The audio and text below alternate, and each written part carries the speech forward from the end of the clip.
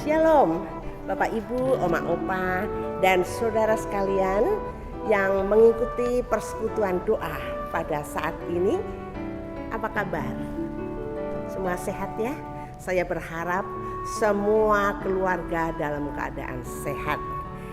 Oke, mari untuk memulai persekutuan doa pada saat ini, kita bersama-sama memuji Tuhan dari Kidung Jemaat 457, baitnya yang pertama dan kedua.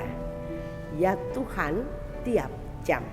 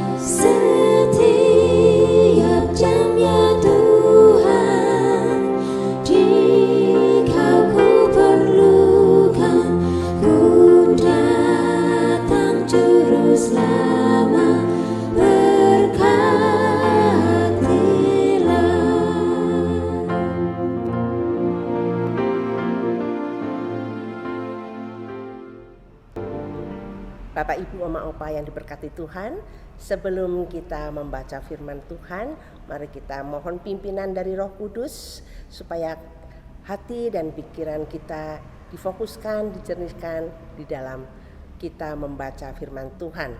Kita akan bersama-sama berdoa. Mari kita berdoa. Terpujilah namamu ya Allah Bapa yang bertahta dalam kerajaan sorga yang maha kudus. Bapa yang penuh dengan kasih, Bapa yang selalu setia untuk memelihara kami dari hari ke hari. Pada saat ini ya Bapa, kami ingin membaca bagian dari firman-Mu. Kiranya Bapa bersihkan hati dan pikiran kami. Tuhan curahkan Roh Kudus-Mu Tuhan supaya kami tahu apa arti dan maksud yang ada di dalam bacaan yang akan kami baca ini. Berkati semua Tuhan yang mengikuti persekutuan doa pada saat ini, supaya mereka pun boleh mendapat kasih karunia dari Tuhan. Inilah kami Bapa, di dalam nama Tuhan Yesus kami berdoa dan mengucap syukur. Amin. Ya, sebelum membaca firman Tuhan, saya akan bertanya kepada Bapak Ibu, Oma Opa dan saudara sekalian. Pernahkah atau adakah dari kita yang tidak pernah berbuat kesalahan atau tidak pernah berbuat dosa hingga saat ini? Tentu saja kalau kita boleh jujur, hampir setiap hari kita melakukan kesalahan atau perbuatan yang tidak Tuhan kehendaki, baik disengaja maupun tidak. Itu pasti kalau kita mau bicara dengan jujur. Ya, maka dari itu Bapak Ibu, Oma Opa dan saudara sekalian yang mengikuti persekutuan doa pada hari ini, kita akan mengerti apa yang harus kita lakukan. Mari kita bersama-sama membaca dari Mazmur 130 ayat yang pertama sampai dengan ayat yang ke-8. Mazmur 130 ayat yang pertama sampai dengan yang ke-8. Oma opa mungkin yang kesusahan membaca bisa minta tolong anak cucu ya, atau mendengarkan saya membaca juga tidak apa-apa. Saya akan membacakannya. Seruan dari dalam kesusahan. Nyanyian ziarah. Dari jurang yang dalam aku berseru kepadamu ya Tuhan. Tuhan, dengarkanlah suaraku. Biarlah telingamu menaruh perhatian kepada suara permohonanku. Jika Engkau ya Tuhan mengingat-ingat kesalahan-kesalahan, Tuhan, siapakah yang dapat bertahan? Tetapi padamu ada pengampunan, supaya Engkau ditakuti orang. Aku menanti-nantikan Tuhan. Jiwaku menanti-nanti, dan aku mengharapkan firman-Nya. Jiwaku mengharapkan Tuhan lebih daripada pengawal mengharapkan pagi. Lebih daripada pengawal mengharapkan pagi. Berharaplah kepada Tuhan, hai Israel, sebab pada Tuhan ada kasih setia, dan Ia banyak kali mengadakan pembebasan. Dialah yang akan membebaskan Israel dari segala kesalahannya. Pemazmur memulai mazmurnya dengan menyebut nyanyian ziarah. Perlu diketahui di sini, di dalam mazmur ada 15 nyanyian ziarah. Kemudian apa makna dari ziarah? Ada 2 makna dari ziarah. Makna yang pertama adalah orang Israel sering pergi dan pulang menuju Bait Allah untuk menjalankan peribadatan. Ya, mereka pergi pulang bersama-sama dengan kaum atau umat Allah yang lain. Mereka bersekutu menjalankan peribadatan. Peribadatan di sana bersifat kultis dan komunal. Jadi memang untuk orang Israel itu selalu bersama-sama pergi dan pulang mengadakan peribadatan di Bait Allah. Kemudian setelah mereka beribadat di Bait Allah, mereka pulang ke rumah. Dan di rumah dia akan melakukan atau meneruskan ibadatan tadi bersama dengan keluarga. Kemudian yang kedua, makna dari ziarah adalah sebuah perjalanan kehidupan. Jadi manusia yang hidup di bumi ini diibaratkan sebagai seorang musafir yang sedang berjalan menuju ke arah yang tepat atau ke arah dia. Ke arah dia siapa? Ke arah dia Allah Sang Pencipta. Ketika pemazmur menyanyikan nyanyian ziarah sebagaimana ditulis di dalam Mazmur 130 ini, kita bisa melihat apa yang dia rasakan. Dia sepertinya juga seperti seorang musafir yang sedang berjalan, tetapi dia terperosok ke dalam jurang yang dalam, sehingga dia tidak bisa berbuat apa-apa. Maka dari situlah sang pemazmur menuliskan pada ayat yang pertama, dari jurang yang dalam aku berseru kepadamu ya Tuhan. Karena apa? Karena dia memang sudah tidak bisa berbuat apa-apa. Dan dia harus berhenti dalam ketidakberdayaan itu untuk melanjutkan perjalanannya. Jurang yang dalam adalah merupakan kehidupan yang paling bawah atau titik nadir. Ia butuh pertolongan dari tempat yang maha tinggi. Karena apa? Karena dia sadar di tempat maha tinggi itulah Allah bersemayam. Dan ia yakin kalau dia meminta pertolongan kepadanya, dia akan mendapat pertolongan. Kemudian, jika engkau mengingat-ingat kesalahan-kesalahan Tuhan, siapakah yang dapat tahan? Pernyataan ini disampaikan pemazmur dan mengungkapkan bahwa sesungguhnya di antara semua yang hidup tidak ada seorang pun yang benar di hadapan Allah. Kata kesalahan yang diungkapkan pemazmur memiliki makna kehidupan yang bertentangan dari tujuan Allah. Jadi pemazmur benar-benar menyadari akan semuanya ini. Akibat dari kehidupan yang bertentangan dengan tujuan Allah, itu akan mendatangkan kesesatan dalam ziarah hidup. Kesesatan menimbulkan penderitaan. Seandainya Tuhan mengingat semua kesalahan atau kesesatan manusia itu, maka kesalahan-kesalahan itu memisahkan manusia dari Tuhan. Namun padanya berlimpah pengampunan.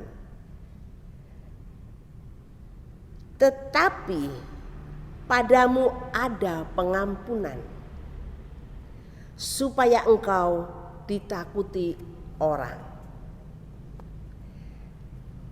Pada ayatnya yang keempat,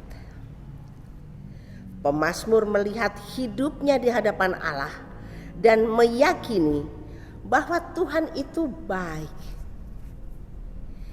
Ia suka mengampuni dan berlimpah kasih setianya bagi semua orang yang berseru kepadanya.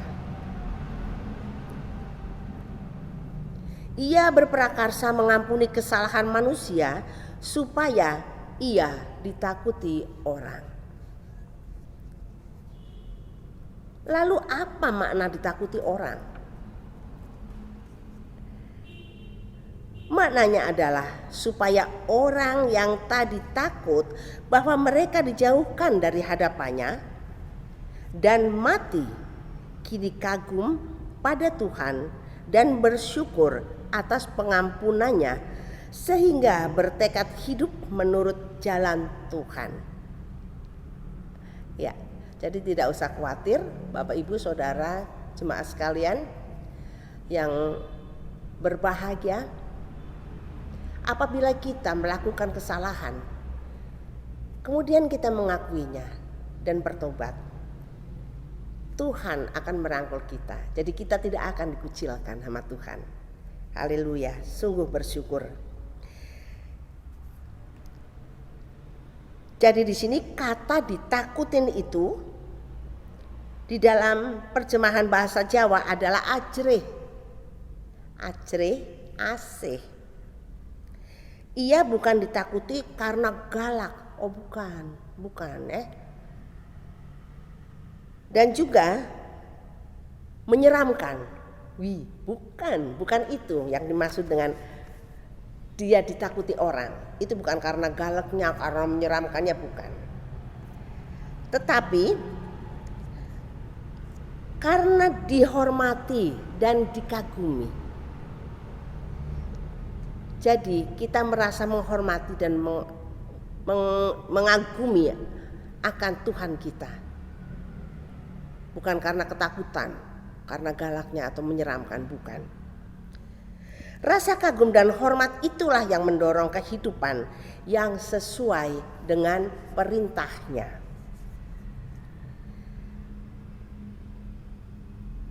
Karena rasa kagum dan hormat itulah pemazmur memiliki kesadaran dan senantiasa bertobat di hadapan Allah. Dari Mazmur 130 ini kita menemukan lima proses pertobatan yang penting. Perlu kita camkan apa saja itu 5 pertobatan yang penting itu. Yang pertama, datang kepada Allah dalam kesadaran diri akan keberdosaannya. Jadi kalau kita merasa berdosa, berbuat dosa ataupun banyak kesalahan, dengan sadar diri kita datang kepada Tuhan dan mohon pertolongan dan pengampunannya, seperti yang terdapat di dalam ayatnya yang pertama. Dari jurang yang dalam aku berseru kepadamu ya Tuhan. Ya. Kemudian yang kedua, keyakinan bahwa dirinya atau kita didengar oleh Allah. Kita akan baca ulang ayat yang kedua dan ketiga. Tuhan, dengarlah suaraku. Biarlah telingamu menaruh perhatian kepada suara permohonanku. Jika Engkau ya Tuhan mengingat-ingat kesalahan-kesalahan, Tuhan, siapakah yang dapat tahan? Keyakinan pemazmur itu ada karena pengalamannya bersama dengan Allah. Semenjak ia lahir di bumi dan melakukan ziarah bersama Allah, ia memiliki pengalaman yang beragam dengan Allah.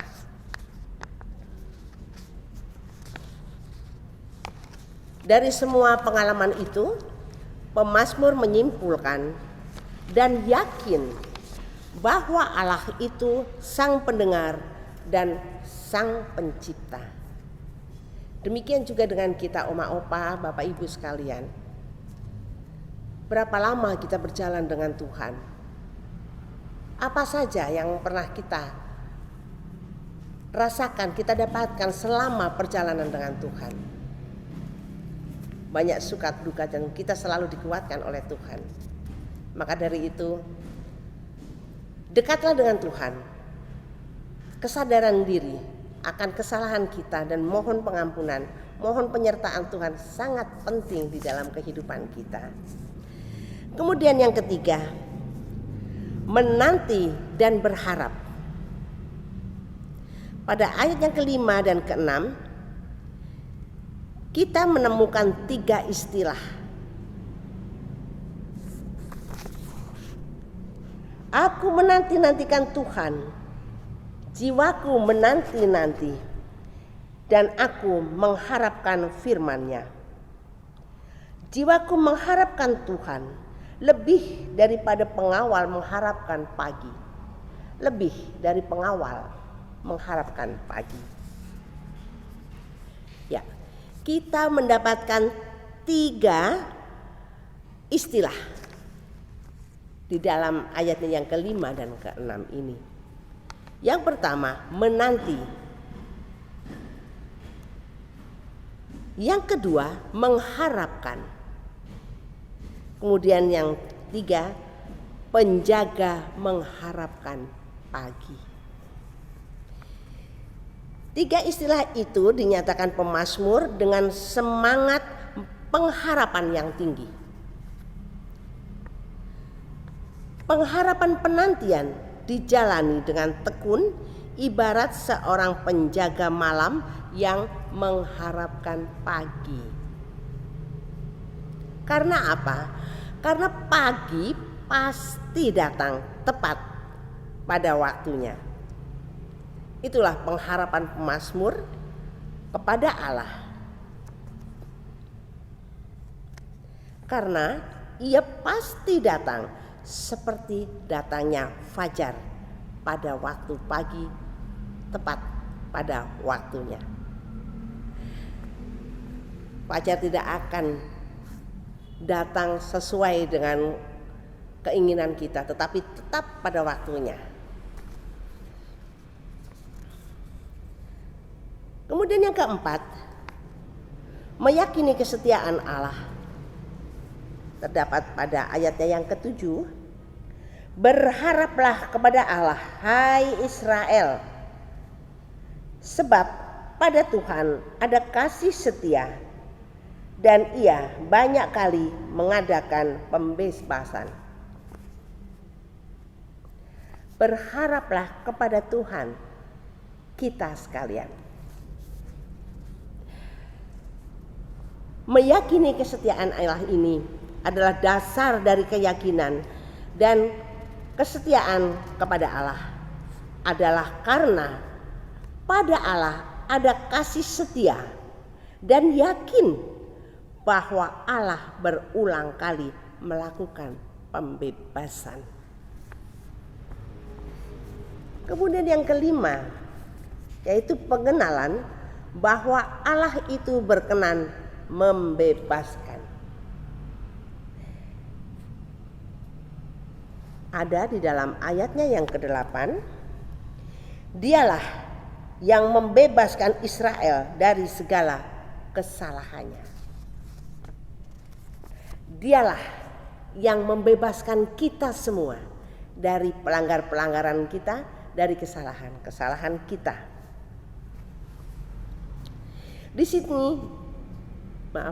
Di sini kita menemukan lagi buah pengalaman pemazmur. Ia berulang kali mengalami pembebasan Allah.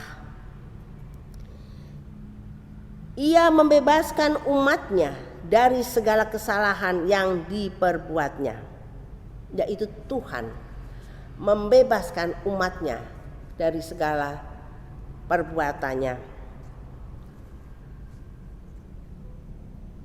Dia juga yang membebaskan kita dari dosa-dosa kita dan pelanggaran-pelanggaran kita. Apakah dengan demikian pemazmur sengaja melakukan kesalahan? Pemazmur tidak berpikir demikian. Yang dia tahu adalah ia berpengalaman bersama Allah Sang Pembebas di satu sisi. Dan di sisi lain ia sadar bahwa setelah manusia dibebaskan dari kesalahannya, manusia bisa jatuh kembali ke dalam dosa. Meskipun demikian, Allah penuh kasih dan rahmat. Bapak Ibu dan oma opa sekalian, reformator Martin Luther menyebut bahwa manusia itu dibenarkan sekaligus berdosa. Pernyataan Luther ini kemudian diteguhkan lagi oleh Johannes Calvin. Ia mengatakan bahwa orang Kristen walau telah mengalami pembenaran oleh iman akan sekaligus berdosa. Pandangan ini dihasilkan dari buah pengalaman hidup sehari-hari, di mana dalam realitas keseharian setiap orang yang diampuni dosanya bisa terjatuh lagi ke dalam dosa. Haleluya. Namun Allah tetap mengampuni kita. Persoalan yang terjadi adalah seringkali kesadaran manusia untuk datang pada Tuhan ketika melakukan kesalahan itu lemah.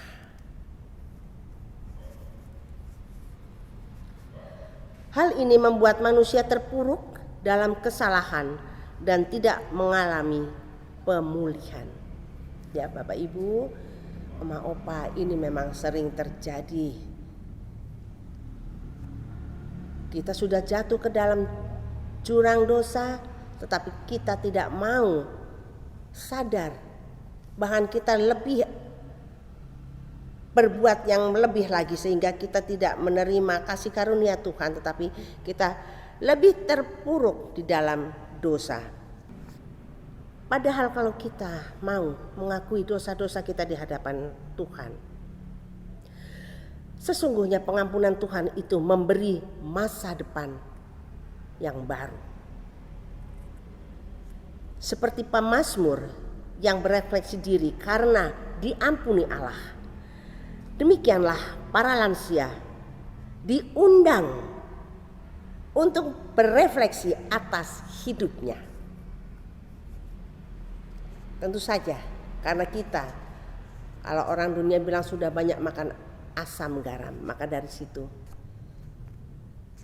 mari kita berefleksi diri dan kita bertobat akan segala kesalahan dan dosa kita. Karena merefleksi diri menumbuhkan kesadaran. Kesadaran membuahkan sikap untuk mewujudkan pertobatan dan menemukan pengharapan dalam Dia. Jadi kita tahu tidak ada manusia yang sempurna. Semua orang pasti melakukan kesalahan atau tindakan yang keliru. Dan banyak orang juga mengatakan bahwa berbuat salah itu manusiawi. Betul memang. Karena kita masih manusia, jadi kita masih ada kemungkinan untuk berbuat salah.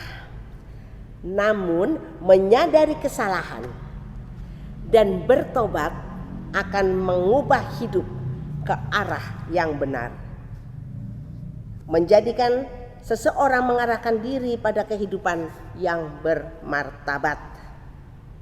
Kejujuran membuat kita untuk meminta ampunan dari Sang Maha Pengampun, yaitu dari Tuhan. Buah dari pertobatannya adalah pemulihan diri. Jadi melalui persekutuan doa pada saat ini kita akan diajak untuk mengakui segala kesalahan, minta ampun dan mengubah hidup kita ke arah yang lebih baik, lebih benar, lebih berkenan di hadapan Tuhan. Tuhan Yesus memberkati.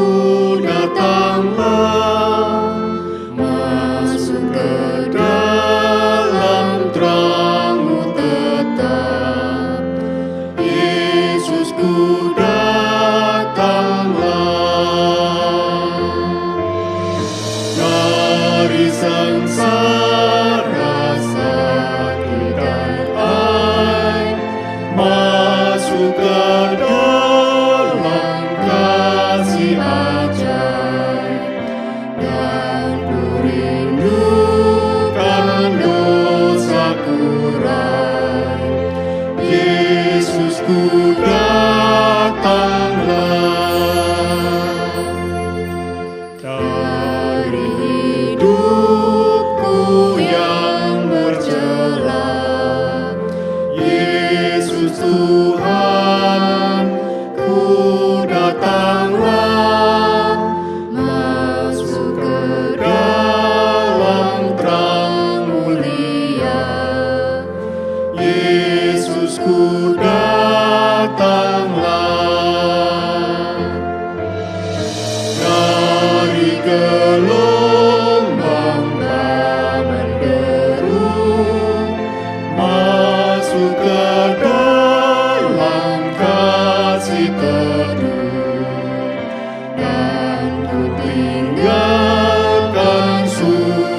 keluh.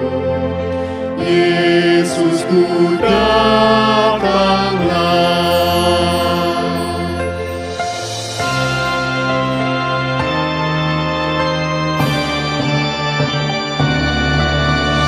Dari gelisah angus kesal, Yesus Tuhan, ku datanglah. Masuk ke dalam naungan berkat, Yesus ku datanglah.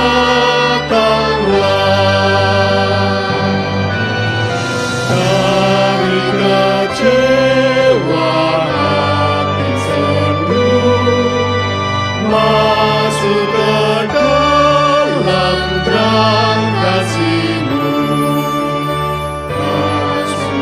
Sukacita pun milikku, Yesusku datanglah.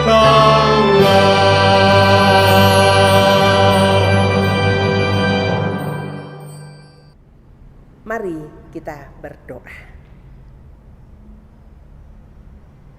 Bapa di sorga, sungguh tak henti-hentinya kami menaikkan syukur kehadirat-Mu, karena Engkau sungguh baik. Engkau mengingatkan kami untuk mau berkata jujur di dalam hati, bahkan di hadapan Tuhan, dan memohon pengampunan serta bertobat. Ya Roh Kudus, tinggallah di hati kami masing-masing supaya kami dapat menjalaninya, melakukan apa yang sudah kami baca dan kami dengar. Bapa di dalam sorga, pada saat ini juga kami para lansia Tuhan berdoa untuk keluarga seluruh lansia. Bapa berkati keluarga para lansia ini, anak cucu menantu kami Tuhan. Teristimewa Bapa hamba-Mu berdoa untuk para lansia di GKI Cilacap ini. Tuhan berkati setiap kehidupan mereka. Yang sakit Tuhan, hamba mohon berikan mereka kesembuhan jika memang Tuhan berkenan. Berikan mereka kekuatan dan penghiburan supaya mereka selalu merasa bahwa Tuhan tidak pernah meninggalkan mereka. Bapa, kami juga berdoa bagi mereka yang sedang berduka cita, ditinggalkan sanak saudara, orang tua. Tuhan, hanya Engkaulah yang mengerti keadaan mereka. Kami memohon Tuhan kuatkan mereka, Tuhan berikan mereka penghiburan, supaya mereka juga mau menyadari bahwa kita semuanya nanti juga akan bersama-sama masuk di dalam hadirat Tuhan, menunggu panggilan Tuhan. Ya Allah Bapa di dalam sorga, tentu saja pada bulan ini ada saudara-saudara kami yang berulang tahun atas karunia Tuhan. Kami juga berdoa buat mereka yang mendapat anugerah berulang tahun pada bulan ini. Bapa, jika Bapa berkenan berikan mereka umur yang panjang. Hamba berdoa berikan mereka kesehatan, juga rasa sukacita bersama dengan anak cucu mereka. Terima kasih ya Allah Bapa dalam sorga. Tidak lupa hamba juga berdoa untuk gereja-Mu. Bapa berkati setiap rencana atau program kerja yang sudah dibuat oleh Bapel-Bapel bersama dengan majelis-Mu di GKI Cilacap ini, supaya apa yang sudah direncanakan boleh berjalan walaupun dalam keadaan pandemi seperti sekarang ini. Demikian juga dengan negara kami Tuhan, negara Indonesia tercinta yang baru saja merayakan kelahiran Pancasila. Tuhan, hanya kepadamu kami memohon, Tuhan, peliharakanlah Pancasila di dalam hati rakyat Indonesia ini. Terima kasih ya Allah Bapa di dalam sorga. Inilah doa sembahyang kami pada saat ini. Ampunkan atas segala dosa dan kesalahan yang sudah kami lakukan. Hanya di dalam nama Tuhan Yesus kami berdoa dan mengucap syukur. Haleluya. Amin. Bapak Ibu, Oma Opa yang dikasihi Tuhan Yesus Kristus, mari kita akhiri persekutuan doa ini dengan memuji nama Tuhan. Kidung Bapa terima kasih. Mari Mas Nanang.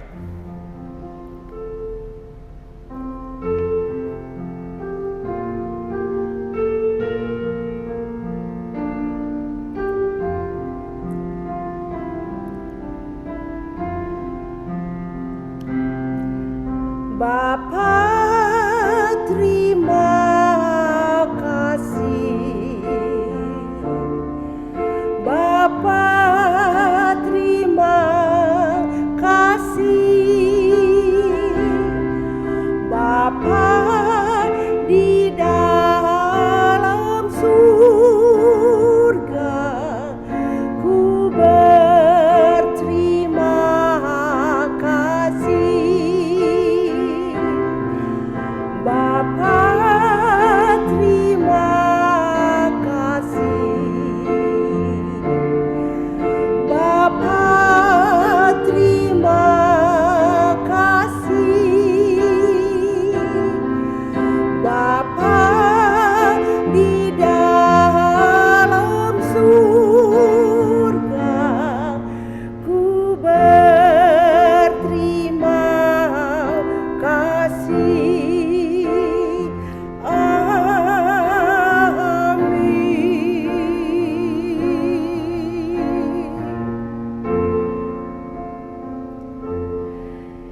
Demikianlah tadi Bapak Ibu Oma Opa dan saudara sekalian yang diberkati Tuhan, persekutuan doa Komisi Usia Lanjut GKI Cilacap sudah usai. Kita akan bertemu kembali pada hari Selasa yang akan datang. Tuhan memberkati. Jangan lupa protokol kesehatan. Haleluya.